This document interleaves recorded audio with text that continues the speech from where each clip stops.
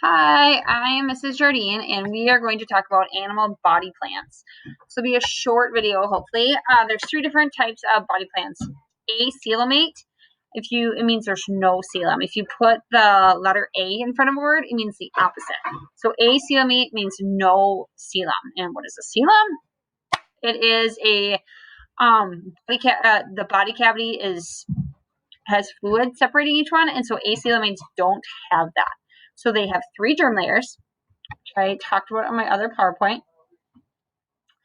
And so endoderm, mesoderm, and ectoderm. So they have the three germ layers, but they're super tight next to each other. There's no spaces. See this?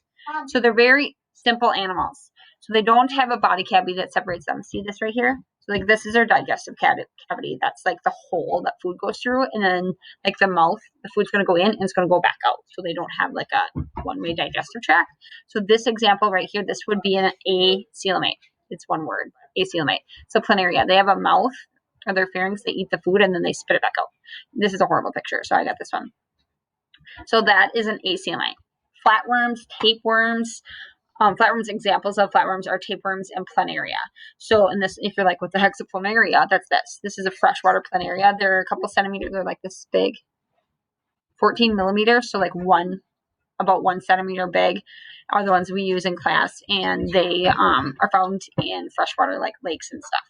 I've never seen one in the wild because they're so small, but I order them. But they're acoelomates. So they have no fluid-filled body cavities. See that? They're tight. Okay, the next one are pseudocoelomates. If you've ever heard the prefix pseudo means false. So pseudocoelomates means that it's a body cavity is lined partially with mesoderm. So if you were to look at it real quick, you'd be like, oh, look, it's a coelomate.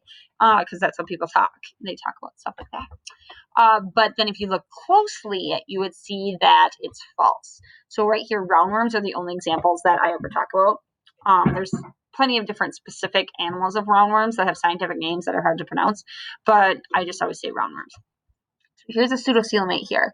You can see that it has an ectoderm, and it has this mesoderm, and it has an endoderm, and then they have one body cavity here, so it's partially lined, but there isn't one separating. So it's only one. Roundworms do have a one-way digestive tract, though. And the last one is a sealmate. A sealmate are the most advanced. They have a fluid-filled body cavity completely lined with mesoderm, so it's completely lined all the way around. So if you look here, these are sealmates, so like earthworms, annelids are sealmates. It's completely lined with mesoderm. Look at that on this side and this side. It's very organized.